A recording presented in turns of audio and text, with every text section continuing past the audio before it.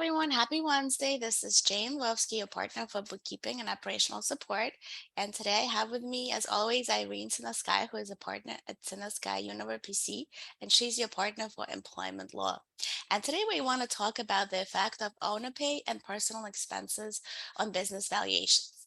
And I want to kind of start off with talking about the business entity where it all begins and basically which lays the foundation for the entire payroll process. And I want to quickly go through the payment style that fits depending on the business structure. So if somebody has a sole proprietorship, there is essentially no legal distinction between you and the business. And that means that you could basically take the money out and everything that belongs to the business is sort of your liability as well. So there's no need to be on salary. The money could just be taken out. With the partnership, the partners can withdraw funds also as they wish, but it's better to have a general partner contract to see the agreement, how much each partner should be getting paid, and making sure that there's no, issues between the partners. And then we get to the limited liability company. So if you are a single member LLC, there's also no need to be on salary. You basically just taking out distributions, and you could write yourself checks or just taking money out of the business. However, if you're electing to be a corporation, that's a different story. So if you're basically a disregarded entity, you cannot legally be on salary. If you are an S corporation, you need to be on salary. By IRS, you have to be sort of on reasonable salary depending on the market value. So you could take out a salary, but then you could also take out additional distributions in addition to your normal salary. If you are a C corporation, so the federal law requires that the corporate officers have to be paid as employees. And so they have to be taking out Social Security and medical and Medicare. And the officers of C Corporation are strictly paid on a salary basis. So they may be able to obtain bonuses, but the primary source of income is their salary. And so we see basically that the owner personal deductions will affect some of the future business valuations. And I would like to go back to Irene and see, have you seen something like that in your practice? We have, and we've seen it as from a different angle. We typically see the deductions or any personal expenses used at the time when there's a business valuation.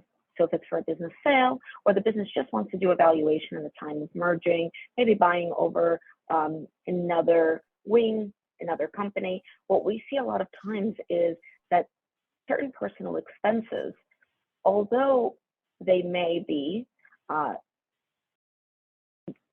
somehow a tax payment to the owner themselves on the owner's personal side, from the business side, it's still a payment out. And so it will affect the bottom line. It will affect the profits. It's going to affect how much essentially is left at the end of the year.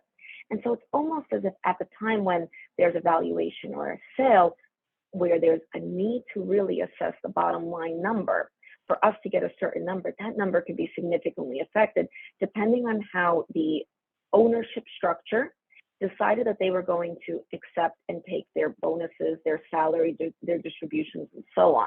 Now, if everything was done specifically, they received everything on a check, they put themselves on payroll. Typically, we will see them only in the payroll category and whatever they were paid in the payroll category. It's easier then for a potential buyer of the business or another company that they may be merging with to really understand that one category, to see, is that number just ballooned because of the wages that the prior ownership decided to pay themselves, or is there really some additional expenses that they need to look out for?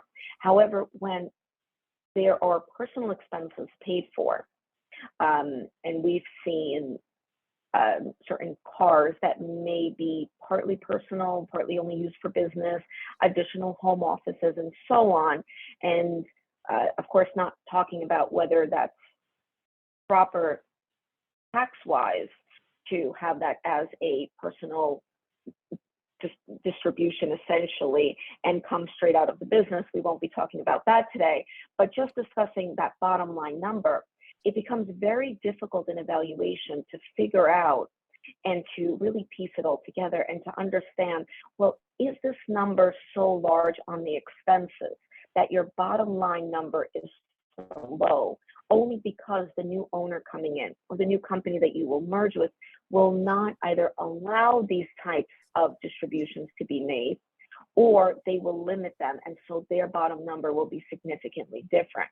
And so we've had a lot of negotiation. We've certainly seen that these payments, these expenses that would otherwise be considered personal can very much affect the bottom line number and really cause a new possible company or a new buyer to come in and try to lowball that number, even if they understand that at least a certain portion is going to be allocated to these personal expenses that they may not be making. They sometimes may use it as an opportunity to bring that number down. So that's definitely something to keep in mind.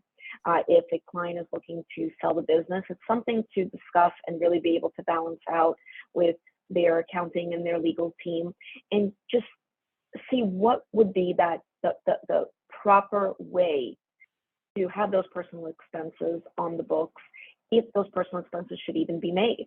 And again, that's something to consult with the accounting team, the legal team on, to really put the business in the best place for a possible sale, a merger and expansion, taking additional loans for expansion.